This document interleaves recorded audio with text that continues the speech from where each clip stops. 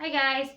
So today's lesson is lesson 8.2. It's a 2-day lesson. So today will be day 1. And I have the vocab and some information already written up there. So let's go ahead and jump into it. So we're going to be talking about arithmetic sequences. An arithmetic sequence is a sequence in which the difference of consecutive terms is constant. Okay. We're going to look at some examples in just a minute, determining whether or not a given sequence is arithmetic. When we talk about the common difference, we're talking about the constant difference d. D is the variable we use to denote the common difference between consecutive terms of an arithmetic sequence. Okay, and then we're also going to learn today how to write a rule for an arithmetic sequence, and this is the formula we're going to use. A sub n equals a sub 1 plus the quantity n minus 1 times d, where a sub n stands for the nth term of the sequence, a sub 1 is the first term of the sequence, and d is your common difference. All right, so the very first example, it says, tell whether the sequence is arithmetic. So going back to that definition, it's arithmetic if there is a common difference from one term to the next between consecutive terms. So that's what we're going to do. We're going to identify what the difference is from one term to the next. All right. So for the first example, from -9 to -2, we're adding 7. Okay, so it's plus 7. From -2 to 5, you have to add 7. From 5 to 12, that's plus 7. And from 12 to 19, that's plus 7. So there is a common difference between consecutive terms. The common difference is 7, therefore it's arithmetic. All right, so I'm going to say common difference, which remember we're using D, is equal to 7, therefore, yes, it is arithmetic. Okay. The next problem, same idea. We're going to find the difference between the two terms. All right, so from 23 to 15, that's a difference of 8. We're subtracting 8. From 15 to 9, we're subtracting 6. Minus 6. From 9 to 5, we're subtracting 4. And then from 5 to 3, you're subtracting 2. All right, so there is not a common difference. Okay, the number between, or the difference between each of the terms is not constant. Therefore, it's not arithmetic. No common difference.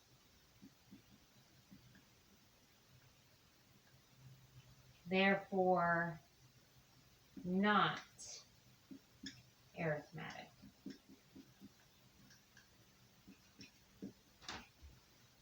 Okay. All right, let me get the next example set up for us.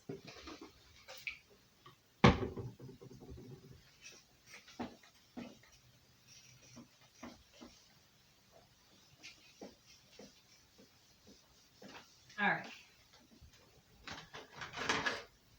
Example 2. We're going to write a rule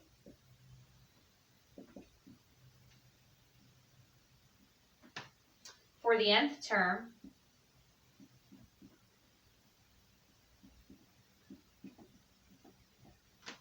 of each sequence.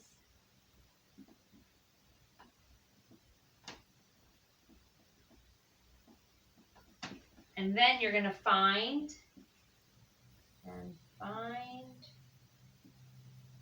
a sub 15. Find the 15th term of the sequence. Okay? So we have two different ones to look at. 3, 8, 13, and 18, dot, dot, dot. And then for B, we have 55, 47, 39, 31, dot, dot, dot. All right. All right. So in order to write the rule, we need two pieces of information. You need to know what the first term is, and you need to know what the common difference is. Okay.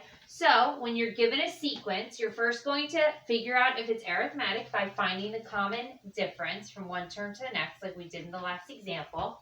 All right, so from 3 to 8, you're adding 5. From 8 to 13, you're adding 5. And from 13 to 18, you're adding 5. Okay, so I know that my common difference, my D value is 5. And then just looking at the sequence, you can tell that your first term, right, is 3. So A sub 1 equals 3.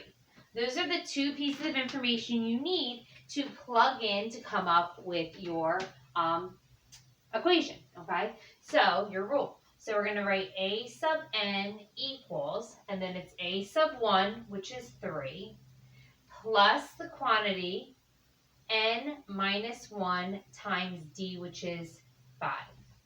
Okay. From here, all you're going to do is distribute the 5 into the parentheses, combine like terms, and you have your rule. All right, so I'm going to have A sub n equals 3 plus, distribute the 5 in, so it's 5n minus 5. All right, and then combining like terms, 3 minus 5 is going to give you negative 2. So my rule is A sub n equals 5n minus 2.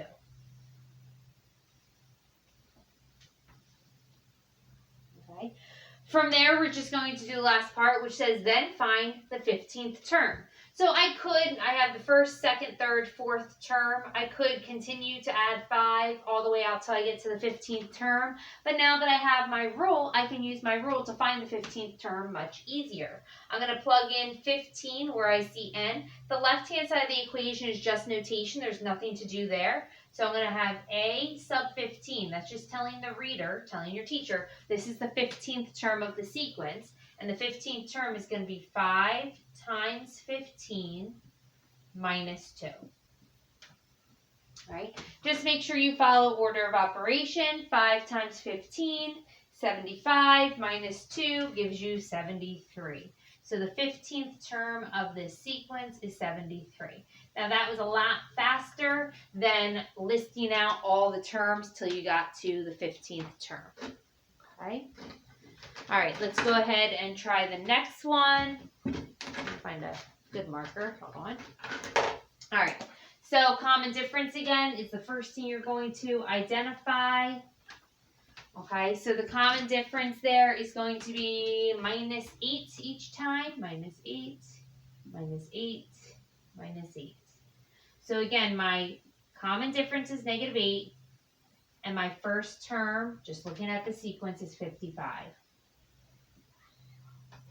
Okay, so now you plug in to this form in order to write your rule. So A sub n, it's going to equal the first term, which is 55, plus n minus 1 times d, which your d value is a negative 8. Don't lose your signs when you have negatives. Okay? Distribute the negative 8 in. So A sub n equals 55 minus 8n plus 8. And then combine like terms. 55 plus 8 will give you 63. So A sub n equals negative 8n plus 63. And that is the rule for this arithmetic sequence. Okay. To find the 15th term, just like we did over here, I'm going to use the rule. So I'm going to write A sub 15 equals, it's negative 8 times n, which is 15, because that's what we're looking for, the 15th term, plus 63. Ugh. You see that? Sorry, I'm squeezing it in over there. Multiply and then add, and you get negative 57. Equals negative 57. Okay, so that is how you write a rule for an arithmetic sequence when you're given the first few terms of the sequence.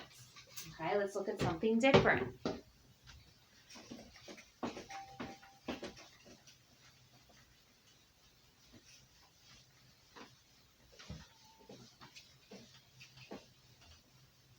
All right. Might actually, let me see, I think I need more room, so I might erase the top of the board as well. Yes, I am going to erase some there.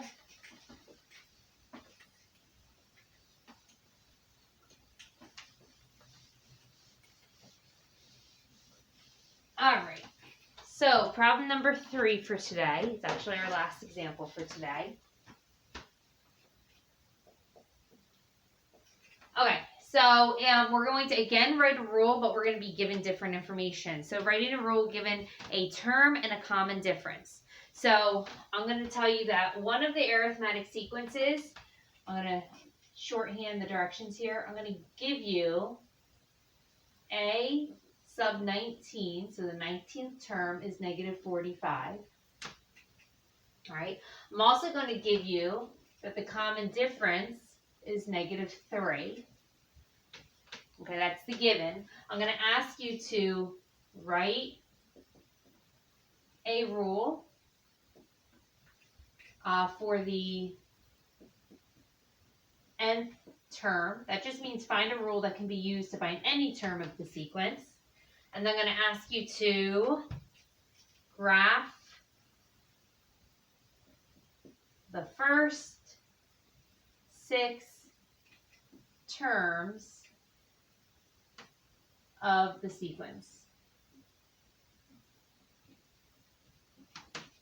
All right, so this is a little bit different, okay? Instead of being given the first term or being given the first few terms and being able to see the first term, this time I know the 19th term and I know the common difference, okay? So maybe some of you are thinking, all right, if I know the 19th term, I could work backwards, right? Using that common difference to figure out what the first term is, but that would take a long time. All right, let's see if we can use the formula to come up with the first term. So remember, the formula, and this is step 1. It's a multi-step problem. The formula is a sub n equals a sub 1 plus the quantity n minus 1 times d. So let's think about the information we have that we can plug in, and then we'll go from there. So I know my common difference is negative 3, and I know the 19th term is negative 45. So if I know the negative 19th term is negative 45, I can put negative 45 in place of a sub n, right? This is the 19th term. And I'm going to plug in 19 for the n value. So I'll go through that again. And then my d value is negative 3. Okay? A sub n just stands for an nth term, one of the terms of the sequence. So if I know that the 19th term is negative 45, I can plug in the negative 45 for a sub n, and that means that my n value, what term is it? It was the 19th term. Okay? So now you have an equation where you just have one unknown. And we're going to isolate that one unknown and solve for a sub 1. All right? So let's do the subtraction first. So a sub 1 plus 18 times negative 3. That's equal to negative 45.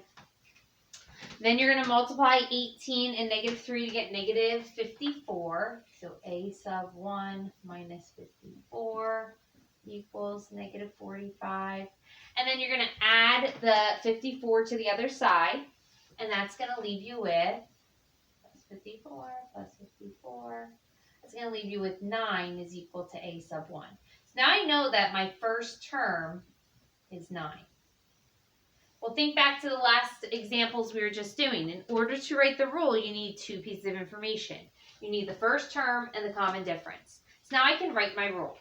Okay, so step 2, trying to see, where do I want to do this? Maybe I'll do it down here. Step 2 is now write the rule. Okay, this is the rule that can be used to find any term of this sequence. So again, it's a sub n equals a sub 1 plus n minus 1 times d. You're going to sub in 9 for a sub 1, negative 3 for d. So a sub n equals 9 plus n minus 1 times d, which is negative 3.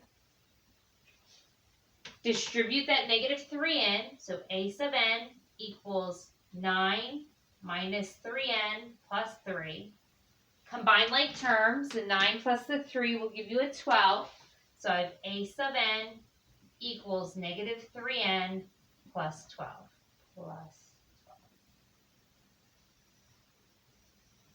Okay, and that is the rule for this sequence. Now we're not done. We're asked to graph the first 6 terms of the sequence. So that means we need to find the first 6 terms of the sequence. I know my first term, and I know my common difference. So you could either just list them out, right? If the first term is 9 and you know you're subtracting 3 each time, you could do 9 minus 3 to get 6, minus 3 to get 3, and write out your sequence. Or you can use the formula. Okay, I'm going to use the formula just for practice because the notation is a little bit new for us. So step 3, find first 6 terms. Okay, and using the formula for the first term, I plug in 1 for the end. So a sub 1 equals, I'll look at my sheet, so I'm going to have to keep looking down there, negative 3 times 1 plus 12. All right, negative 3 times 1 is negative 3. Negative 3 plus 12 gives me a 9, which is good because that's what we said the first term was. Now the second term of the sequence, negative 3 times 2 plus 12. That's going to be 6, or excuse me, negative 6. Negative 6 plus 12 is 6. The third term, negative 3 times 3 plus 12. So it's going to be negative 9 plus 12, which will be 3. Remember what I said, we're going down by 3 each time. So 9 minus 3 is 6, 6 minus 3 is 3. My next one should be 0. Let's see. My fourth term, negative 3 times 4 plus 12. Negative 12 plus 12 is 0. My next one should be negative 3. Let's see. The fifth term, negative 3 times 5 plus 12. It's going to be negative 15 plus 12, which is negative 3. And then finally, the sixth term, negative 3 times 6 plus 12. Negative 18 plus 12, which is negative 6. Okay. And then from there, oh, I didn't write what step this was. I'm just noticing. Sorry. This is step 3. And then from there, step 4 would just be to graph. So step 4, we're going to graph. Okay. So we'll make an XY axis. Just trying to make sure I'm still on the screen. Use a marker that shows up a little bit better.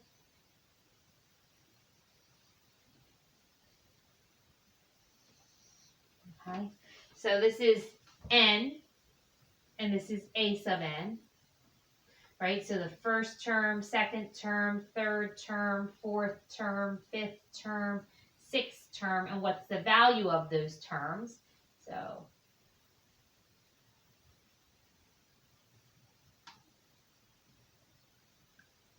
okay, so the first term is 9. So first term, 1, 2, 3, 4, 5, 6, 7, 8, 9. We'll go there. The second term of the sequence was 6. The third term of the sequence was 3. The fourth term of the sequence was 0. Then the fifth term was negative 3. And the sixth term was negative 6. Right there. Okay? And that would be your graph. You don't connect it. Right, you just plot each point to represent each term. Okay, that is it for today's lesson, guys. I will see you later. Bye.